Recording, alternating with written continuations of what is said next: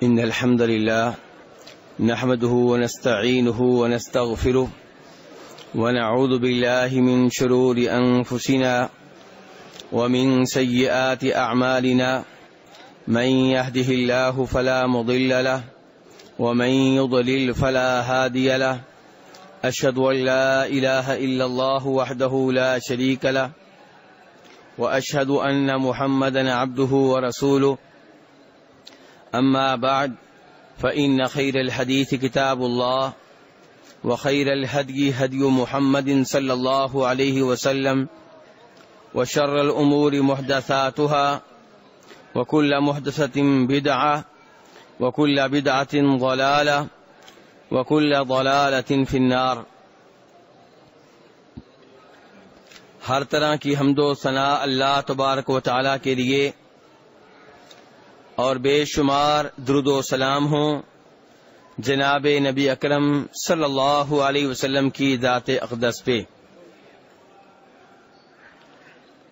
میرے بھائیو، آپ جانتے ہیں کہ گزشتہ کئی دنوں سے میں ایک کتاب کے اوپر درس دے رہا ہوں اور اس کتاب کا نام ہے القواعد الاربع۔ کتاب کا نام کیا ہے میرے بھائیو؟ کتاب کا نام کیا ہے؟ القواعد الاربع۔ اس کتاب کا موضوع کیا ہے؟ اس کتاب میں کس مسئلے پہ گفتگو کی گئی ہے؟ توحید و شرک پہ۔ توحید و شرک پہ گفتگو کی گئی ہے۔ مختصر سی کتاب ہے اور اس کے 5-6 صفحے ہیں عربی میں۔ کوئی بہت لمبی چوڑی کتاب نہیں ہے، لیکن جو آدمی اس کتاب کو سمجھ لے گا، اس کتاب کو اچھی طرح جان لے گا، وہ بہت سے مقامات پہ شرک سے بچ جائے گا۔ اس کتاب کے مقدمے میں کتاب کے مؤلف نے سب سے پہلے یہ بتایا ہے کہ اللہ تبارک و تعالی نے ہم سب کو پیدا کیا ہے ایک کس کام کے لیے؟ اپنی عبادت کے لیے پیدا کیا ہے۔ پیدا کرنے کا ایک ہی مقصد ہے، وہ کیا؟ وما خلقت الجن والانس الا لیعبدون، کہ میں نے تمام جنوں کو، تمام انسانوں کو صرف اپنی عبادت کے لیے پیدا کیا ہے۔ اس سے یہ پتا چلا کہ یہ جو پبلک میں مشہور ہے کہ اللہ نے کائنات بسائی ہے اپنے محبوب کی خاطر، یہ بات غلط ہے۔ قرآن پاک کا 27واں سپارہ سورہ ذاریات اللہ فرماتے ہیں میں نے تمام جنوں کو، تمام انسانوں کو صرف اپنی عبادت کے لیے پیدا کیا ہے۔ دوسرے نمبر پہ اللہ نے اپنے نبی بھیجے تو وہ بھی توحید کے لیے اور اس لیے کہ لوگوں کو پیغام دیں کہ وہ ایک اللہ کی عبادت کریں، کسی اور کی عبادت نہ کریں۔ وَلَقَدْ بَعَثْنَا فِي كُلِّ أُمَّةٍ رَسُولًا أَنِ اعْبُدُوا اللَّهَ وَاجْتَنِبُوا الطَّاغُوتَ۔ تیسرے نمبر پہ کتاب کے مقدمے میں مؤلف نے یہ بتایا کہ کوئی بھی عبادت اللہ کے ہاں قابل قبول نہیں ہے جب تک کہ اس کے پیچھے توحید نہ ہو۔ اور انہوں نے مثال دی، انہوں نے کہا بالکل ایسے ہی جیسے نماز جتنی بار بھی آپ پڑھ لیں، جتنی بھی توجہ سے پڑھ لیں، جتنے بھی خشوع و خضوع سے پڑھ لیں، اگر وضو کے بغیر، طہارت کے بغیر پڑھتے ہیں تو وہ نماز نہیں ہے۔ انہوں نے یہ بھی سمجھایا کہ اگر کسی عبادت میں شرک شامل ہو جائے تو وہ عبادت کسی کام کی نہیں رہتی، بالکل ایسے ہی جیسے کسی نے وضو کیا ہوا ہو اور ہوا نکل جائے تو وضو برقرار نہیں رہتا، بلکہ شرک سے تمام پہلی نیکیاں بھی ضائع ہو جاتی ہیں۔ تو کتاب کے مؤلف نے کہا جب شرک اتنا خطرناک ہے تو پھر اس سے بچنے کی کوشش کرنی چاہیے اور جاننا چاہیے کہ شرک کسے کہتے ہیں۔ چنانچہ انہوں نے چند ایک باتیں بتائیں اور انہوں نے انہیں قاعدوں کا نام دیا ہے، اصولوں کا نام دیا ہے، ضابطوں کا نام دیا ہے۔ انہوں نے بتایا کہ جو لوگ نبی علیہ الصلوۃ والسلام کے زمانے کے لوگ تھے وہ جب شرک کرتے تھے، اللہ کے سوا اوروں کو بھی پکارتے تھے، تو جب ان سے بات کی جاتی تو وہ کہتے تھے ہم ان کو اصل نہیں مانتے، ہم تو یہ مانتے ہیں کہ خالق مالک رازق کون ہے؟ اللہ ہے، انہیں سجدہ کیوں کرتے ہو، ان کے نام پہ بکرا کیوں ذبح کرتے ہو؟ وہ کہتے تھے کہ ان کو راضی کرتے ہیں تاکہ یہ اللہ کے قریب کر دیں، اللہ کے ہاں ہمارے سفارشی بن جائیں۔ سفارش کے چکر میں وہ شرک میں واقع ہو گئے، سفارش کے چکر میں کس چیز میں واقع ہو گئے؟ شرک میں واقع ہو گئے۔ بھئی سفارشی کو آپ نے جب سجدہ کرنا شروع کر دیا، سفارشی کے نام پہ آپ نے بکرے ذبح کرنے شروع کر دیے، سفارشی کے نام پہ آپ نے منتیں ماننی شروع کر دیں، سفارشی کو مشکل اوقات میں غیبانہ طور پہ آپ نے پکارنا شروع کر دیا، تو پھر یہ تو وہ کام ہے جو اللہ کے ساتھ خاص تھے، انہیں تو عبادت کہا جاتا ہے۔ آپ نے سفارشی کو معبود بنا لیا، اور جب اللہ کے سوا کسی اور کی عبادت کی جائے تو وہ اللہ کا شریک بن گیا۔ اور میرے بھائیو، آج ہم تیسرا قاعدہ جو ہے وہ پڑھنے لگے ہیں۔ مجھے امید ہے کہ ان قاعدوں کو، ان ضابطوں کو آپ یاد رکھیں گے۔ جب یہ آپ کے ذہن میں رہیں گے تو انشاءاللہ آپ شرک سے بچ سکیں گے۔ دیکھیں نا، جو ابھی قاعدہ میں نے ذکر کیا ہے، اب آپ پاکستان چلے جائیں، انڈیا چلے جائیں، وہ لوگ جو مزاروں پہ آتے ہیں، درباروں پہ آ کے بکرے ذبح کرتے ہیں، چادریں چڑھاتے ہیں، وہاں پہ آ کے بزرگ کو، فوت شدہ کو پکارتے ہیں کہ اللہ سے بیٹا لے کر دو، جب آپ اس سے بات کریں گے تو آپ کو یہی کہے گا، وہ کہے گا بھئی یہ اصل نہیں ہے، ہمیں بھی پتا ہے کہ بیٹا اللہ ہی دیتا ہے، پھر یہاں کیا کر رہے ہو؟ جی یہ اللہ سے ہاں لے کر دیتی ہیں۔ تو میرے بھائیو، تب آپ نے انہیں بتانا ہے کہ مکہ والے بھی یہی کرتے تھے، جن سے نبی علیہ الصلوۃ والسلام نے جہاد کیا، جنہیں آپ نے کافر قرار دیا، وہ بھی تو یہی کام کرتے تھے، ان کا کیا قصور تھا؟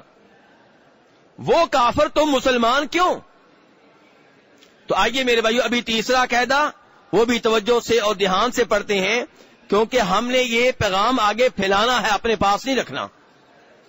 تیسرا اصول، ان النبی صلی اللہ علیہ وسلم ظہر علی اناس متفرقین فی عباداتہم، منہم من یعبد الشمس والقمر، ومنہم من یعبد الملائکہ، ومنہم من یعبد الانبیاء والصالحین، ومنہم من یعبد الاشجار والاحجار۔ جب ہم وہ آیتیں پڑھتے ہیں میرے بھائیوں جن آیتوں میں شرک کی مذمت آئی ہے، تو لوگ کہتے ہیں لو جی تم بتوں والی آیتیں ہمارے پیروں کے اوپر، بزرگوں کے اوپر چشمہ کر دیتے ہو۔ یہ جواب ملتا ہے کہ نہیں ملتا میرے بھائیوں؟ کہتے ہیں کہ تم جو آیتیں پڑھ رہے ہو یہ بتوں والی ہیں، یہ تو اہل مکہ کے بارے میں ہیں، وہ تو بتوں کی عبادت کرتے تھے اس لیے کافر مشرک تھے، ہم بتوں کی عبادت تو نہیں کرتے، ہم تو نبیوں کو پکارتے ہیں علیہم الصلوۃ والسلام، اولیاء کو پکارتے ہیں، شیخ عبد القادر جیلانی کو پکارتے ہیں، جناب علی کو پکارتے ہیں رضی اللہ تعالیٰ عنہ، نبی علیہ الصلوۃ والسلام کو پکارتے ہیں، کہاں یہ عظیم بزرگ اور کہاں وہ بت، تم نے کہاں کی بات کہاں ملا دی؟ ایسے ہی کہتے ہیں نا میرے بھائیوں۔ تو اس لیے وہ کہتے ہیں امام صاحب کہ میری بات دھیان سے سنیں، وہ کہتے ہیں کہ نبی علیہ الصلوۃ والسلام نے جن لوگوں کے خلاف فتح حاصل کی، جن پہ آپ نے غلبہ پایا، جن کے خلاف آپ نے لڑائیاں لڑیں، جن کے خلاف آپ نے جہاد کیا، وہ اللہ کے سوا اوروں کی بھی عبادت کرتے تھے، جن کی عبادت کرتے تھے وہ صرف بت نہیں تھے، اللہ کے سوا، اللہ کے ساتھ ساتھ اللہ کے سوا جن کی وہ عبادت کرتے تھے وہ صرف بت نہیں تھے، وہ کیا کیا تھے؟ کہتے ہیں منہم من یعبد الشمس والقمر، ان میں سے کئی لوگ وہ تھے جو سورج اور چاند کی عبادت کرتے تھے۔ کس کی عبادت کرتے تھے؟ سورج اور چاند کی۔ سورج اور چاند کے نام پہ دیویاں بنا لی جاتی، بت گاڑ لیے جاتے، یہ سورج کے نام کا بت ہے، یہ چاند کے نام کا بت ہے، جی پتھر کو تو پکار نہیں، پتھر نہیں ہے، اس کے پیچھے سورج ہے، یہ پتھر نہیں، اس کے پیچھے چاند ہے۔ وَمِنْهُمْ مَن يَعْبُدُ الْمَلَائِكَةَ، اور ان میں سے کئی لوگ ایسے تھے جو فرشتوں کی عبادت کرتے تھے۔ کن کی عبادت کرتے تھے؟ میرے بھائی، فرشتے اچھے لوگ ہیں کہ برے لوگ ہیں؟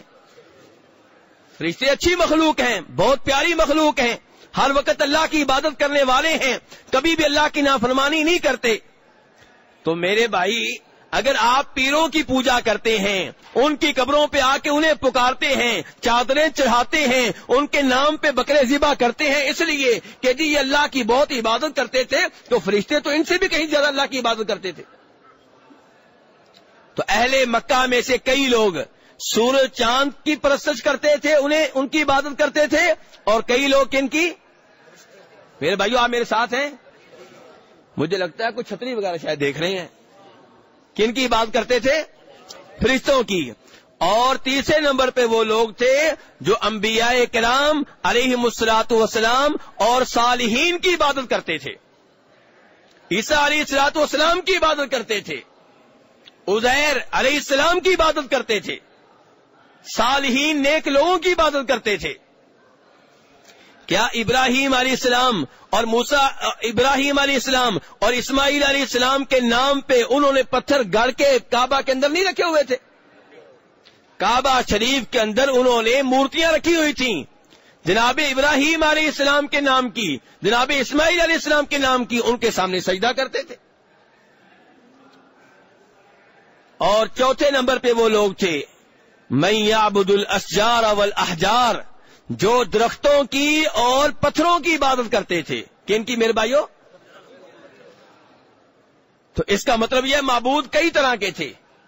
تو اب آپ نے جب ان لوگوں کے خلاف کام کیا، انہیں توحید کی دعوت دی، انہیں شرک سے روکا، کیا آپ نے کہا کہ بھئی ہماری دعوت و تبلیغ ان کے خلاف ہے جو پتھروں کی درختوں کی عبادت کرتے ہیں، جو نبیوں کی عبادت کرتے ہیں، ان کے خلاف نہیں ہے کیونکہ نبی تو بڑے عظیم لوگ ہیں.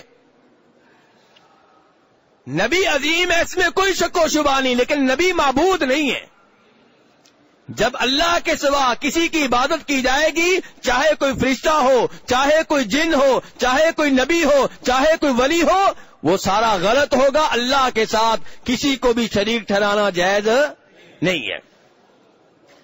اب ہو سکتا ہے آپ میں سے کوئی بھائی کہے بھئی آپ نے یہ کہہ دیا ہے کہ وہ لوگ عبادت کرتے تھے سورج کی، چاند کی، فرشتوں کی، نبیوں کی، صالحین کی، درختوں کی، پتھروں کی. دلیل کیا ہے؟ اس بات کی دلیل کیا ہے؟ کوئی قرائن لائیں، کوئی شواہد لائیں جن سے پتا چلے کہ آپ کی بات درست ہے. تو کتاب کے مؤلف کہتے ہیں جی ہاں، دلائل ہم دیں گے، قرآن پاک سے دیں گے. کہاں سے دیں گے؟ قرآن پاک سے دیں گے، اس کتاب سے جو آپ کے گھر میں موجود ہے. آپ یہ نہیں کہہ سکیں گے کہ تم اپنے بڑوں کی باتیں کرتے ہو. نہیں، وہ کتاب جو آپ کے گھر میں موجود ہے، اللہ کا کلام جو شک و شبہ سے بالا تر ہے. تو کہتے ہیں کہ وقاتلہم رسول اللہ صلی اللہ علیہ وسلم ولم یفرق بینہم. نبی علیہ الصلوۃ والسلام نے ان تمام مشرکوں کے خلاف جہاد کیا، لڑائیاں لڑی، اور ان میں کوئی فرق نہیں کیا. اور دلیل کیا ہے؟ دلیل یہ ہے سب سے پہلے اللہ تعالیٰ کا فرمان کہ وقاتلوہم حتی لا تکون فتنہ. یہ دلیل، یہ آیت اس بات کی دلیل ہے کہ آپ نے فرق نہیں کیا کہ یہ اچھا مشرک ہے، یہ برا مشرک ہے، یہ نمبر 1 مشرک ہے، یہ نمبر 2 مشرک ہے. سب مشرکوں کے خلاف آپ نے کام کیا. دلیل کیا ہے کہ اللہ نے آپ سے کہا تھا وقاتلوہم، آپ ان سے لڑیں، ان کے خلاف جہاد کریں، حتی لا تکون فتنہ، حتیٰ کہ شرک باقی نہ رہے، حتیٰ کہ کوئی بھی شرک باقی، فتنہ کوئی بھی شرک باقی نہ رہے. وَيَكُونَ الدِّينُ كُلُّهُ لِلَّهِ، اور سارے کا سارا دین اللہ کے لیے ہو جائے. تو میرے بھائیو، دین اسلام جہاد کا حکم دیتا ہے، لڑائی کا حکم دیتا ہے، لیکن اس کے اصول ہیں، ضابطے ہیں. یہ نہیں کہ جو بھی اٹھے جہاد شروع کر دے. پہلی بات یہ ہے کہ جہاد کوئی چھوٹا کام نہیں ہے، کوئی گلی محلے کی لڑائی نہیں ہے. کافروں کے خلاف آپ میدان میں آئے ہیں تو پہلے آپ اپنی حکومت سے بات کریں، اپنے حکمران کو راضی کریں. آپ کے حکمران آپ کے ساتھ ہونے چاہیے، ان کی قیادت میں جہاد کریں، ان کی زیر نگرانی جہاد کریں. جو ان کی نگرانی کے بغیر جہاد ہوگا اس کا پھل نہیں مل سکے گا، اس کے ثمرات حاصل نہیں ہو سکیں گے، ضائع ہو جائے گا. دوسرے نمبر پہ اسلام نے جو لڑنے کا حکم دیا ہے، جہاد کرنے کا حکم دیا ہے، اس کا مطلب یہ نہیں ہے کہ جو کافر نظر آئے آپ اسے مارنا شروع کر دیں. نہیں نہیں نہیں نہیں، ان کافروں کے خلاف اسلامی حکومت نے جہاد کا فیصلہ کرنا ہے جو اسلام کی راہ میں رکاوٹ بنے، جو کافر رکاوٹ نہ بنے ہم نے ان کے اوپر تلوار نہیں چلانی. ان کافروں سے لڑنا ہے اسلامی حکومت کی قیادت میں جو کافر اس آدمی کو تنگ کریں جو مسلمان ہو جائے. جو مسلمان ہو جائے اسے آزمائش میں مبتلا کر دیں, اسے تکلیفیں دیں, اسے تنگ کریں, اسے کافر بنانے کی کوشش کریں, اسلام کو پھیلنے میں رکاوٹ بنے. اس کے بعد میرے بھائی وہ کہتے ہیں کہ اس بات کی کیا دلیل ہے کہ وہ لوگ سورج کی اور چاند کی عبادت کرتے تھے. کہتے ہیں دلیل یہ ہے کہ اللہ نے قرآن پاک میں کہا ہے کہ لوگوں سورج اور چاند کی عبادت نہ کرو, میری عبادت کرو. اس کا مطلب یہ ہے کہ وہ لوگ سورج اور چاند کی عبادت کرتے تھے. اور یہ بات مشہور ہے کہ ابراہیم علیہ الصلوۃ والسلام کی قوم سورج اور چاند کی عبادت کرتی تھی. اللہ تعالیٰ فرماتے ہیں سورہ حامیم سجدہ میں وَمِنْ آیَاتِهِ اللَّيْلُ وَالنَّهَارُ, اللہ کی کئی نشانیاں ہیں جن سے پتہ چلتا ہے اللہ کے وجود کا. اللہ کی کئی نشانیاں ہیں جن سے پتہ چلتا ہے اللہ کی قدرت کا. ان میں سے چند نشانیاں سن لیں. اللہ فرماتے ہیں میری نشانیوں میں سے ایک رات ہے. رات اللہ کی کیا ہے؟ نشانی ہے. کیا کوئی حکومت رات واقع کر سکتی ہے پوری دنیا میں؟ پوری دنیا میں اندھیرا چھا جائے ایسا کر سکتی کوئی حکومت؟ پورے شہر میں اندھیرا چھا جائے, پورے ملک میں اندھیرا چھا جائے؟ نہیں. یہ اللہ کی نشانی ہے. روزانہ رات آتی ہے واپس چلی جاتی ہے. ایک سسٹم ہے, ایک نظام ہے, اور پتہ نہیں کتنے سالوں سے, کتنی صدیوں سے نظام چل رہا ہے. وَمِنْ آیَاتِهِ اللَّيْلُ وَالنَّهَارُ, یہ دن بھی اللہ کی نشانی ہے. اور آپس میں ٹکراتے نہیں ہیں. دن اور رات کا آپس میں ٹکراؤ نہیں ہوتا. وَالشَّمْسُ وَالْقَمَرُ, اور یہ سورج و چاند بھی اللہ کی نشانیاں ہیں. بڑے بڑے سیارے, پوری دنیا کو روشنی مل رہی ہے. پوری دنیا کو سورج کے ذریعے روشنی مل رہی ہے. چاند کے ذریعے پوری دنیا کو رات میں روشنی مل رہی ہے. یہ اللہ کی بہت بڑی نشانیاں ہیں. اللہ تعالیٰ کہتے ہیں لا تسجدوا للشمس ولا للقمر, لوگ سورج سے متاثر ہو جاتے ہیں, اسے سجدہ کرنا شروع کر دیتے ہیں کہ جی بہت بڑی مخلوق ہے. لوگ چاند کی چاندنی سے متاثر ہو جاتے ہیں اور اسے سجدہ کرنا شروع کر دیتے ہیں. اللہ نے کہا نہ سورج کو سجدہ کرو, نہ چاند کو سجدہ کرو, سجدہ اس اللہ کو کرو جس نے ان کو پیدا کیا ہے. تم سورج و چاند سے متاثر ہو گئے ہو, یہ سوچو وہ اللہ کتنا عظیم ہوگا جس نے سورج و چاند کو پیدا کیا ہے. نبی علیہ الصلوۃ والسلام کی شان سے متاثر ہو کر, آپ کے مقام سے متاثر ہو کر آپ کو سجدہ کرتے ہو, آپ کو پکارتے ہو. یہ سوچو کہ وہ اللہ کتنا عظیم ہوگا جس اللہ نے اتنا عظیم انسان پیدا کیا ہے. عیسائیوں, تم عیسیٰ علیہ الصلوۃ والسلام کی شان سے متاثر ہو کر کہ بغیر باپ کے پیدا ہوئے, بہت بڑی بات ہے, اس سے متاثر ہو کر کہتے ہو اللہ کے بیٹے ہیں یا اللہ میں سے ایک ہیں, ان کی عبادت کرتے ہو, ان کو سجدہ کرتے ہو, ان کو شفا دینے والا سمجھتے ہو. یہ سوچو کہ جس اللہ نے عیسیٰ علیہ السلام کو پیدا کیا ہے وہ اللہ کتنا عظیم ہوگا.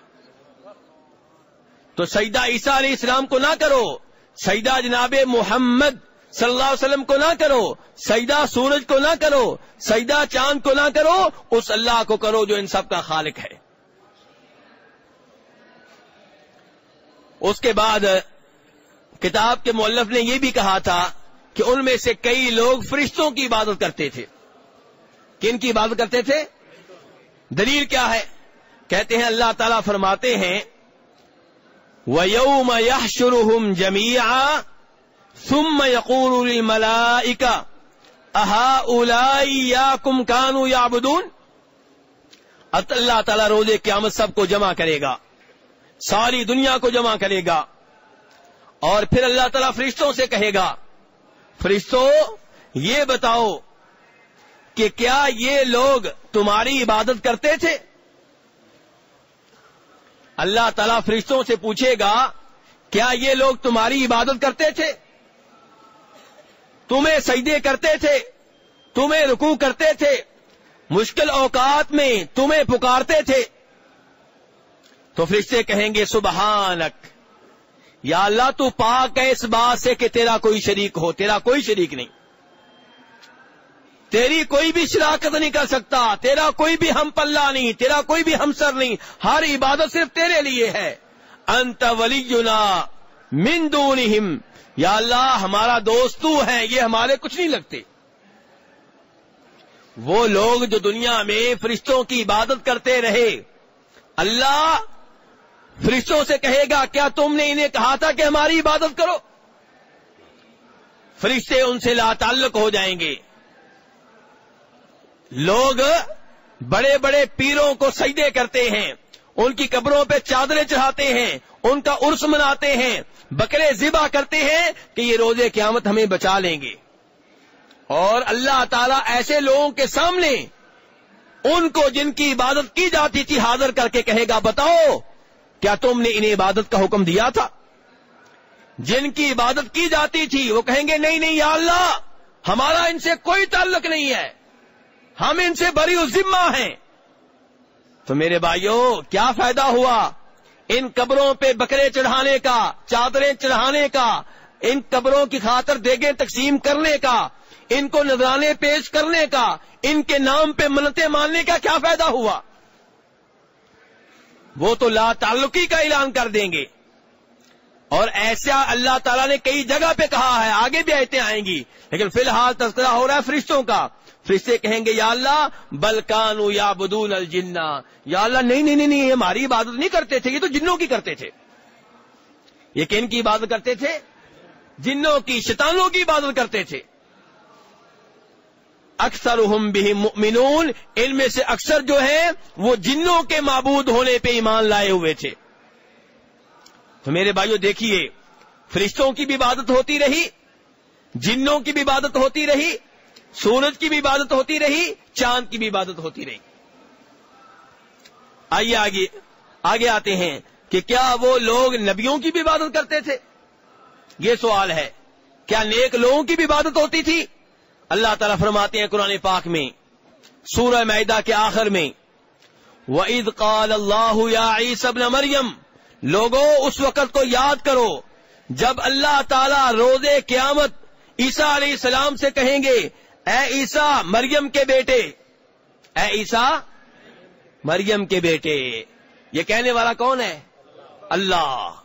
یہ کہنے والا اللہ ہے.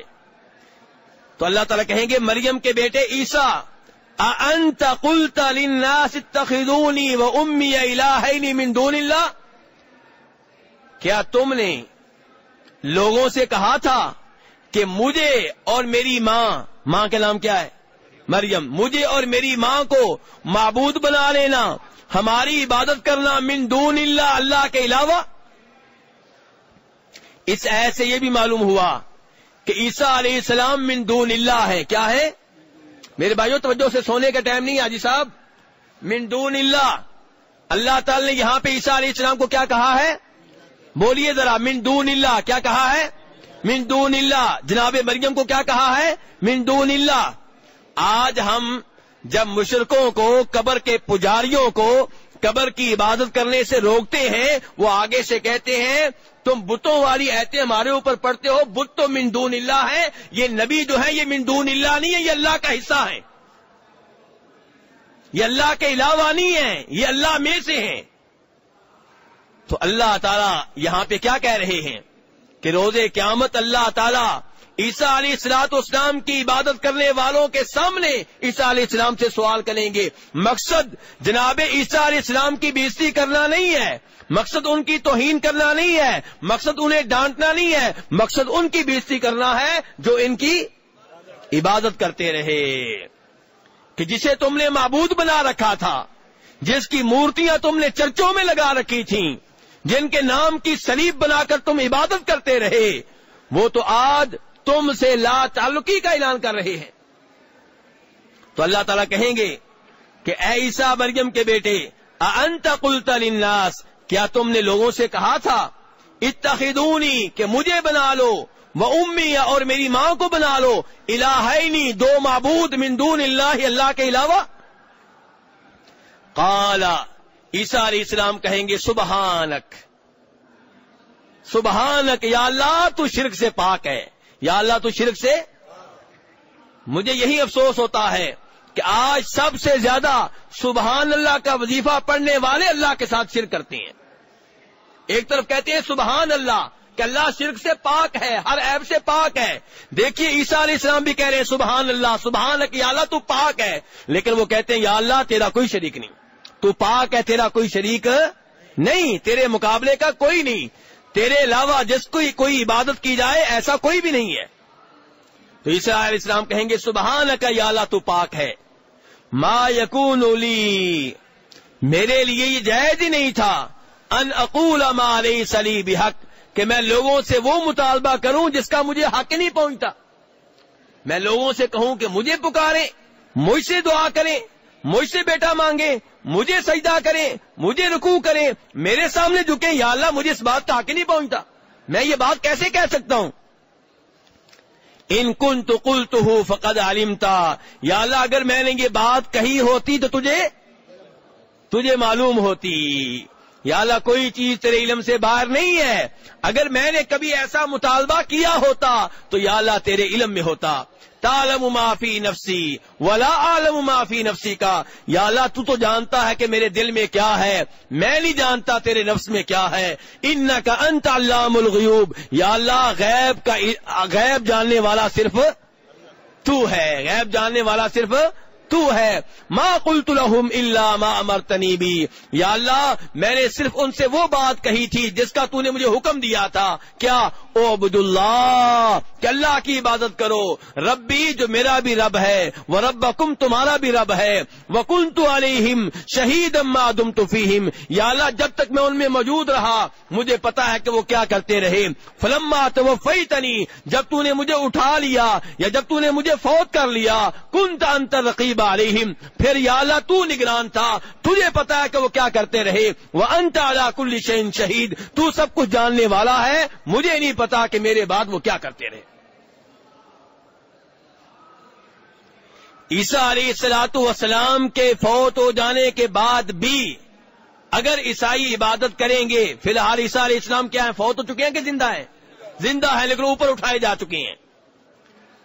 تو جب فوت ہو جائیں گے تب بھی اور اب بھی اگر کوئی ان کی عبادت کرتا ہے تو عیسیٰ علیہ السلام کہہ رہے ہیں یا اللہ جب تو نے مجھے اٹھا لیا مجھے کیا پتا کیا ہوتا رہا ہے, تجھے پتا یا اللہ, اور میں نے انہیں وہی پیغام دیا تھا جس کا تو نے مجھے آرڈر دیا تھا کہ اعبد اللہ, اللہ کی عبادت کرو جو میرا بھی رب ہے تمہارا بھی رب ہے. یا اللہ یہ تجھے چھوڑ کے میری عبادت کرتے رہے, مجھے پکارتے رہے, مجھے سجدے کرتے رہے, مجھے رکوع کرتے رہے, مجھے شفا دینے والا سمجھتے رہے, تو یا اللہ اس کا علم مجھے نہیں ہے تجھے ہے.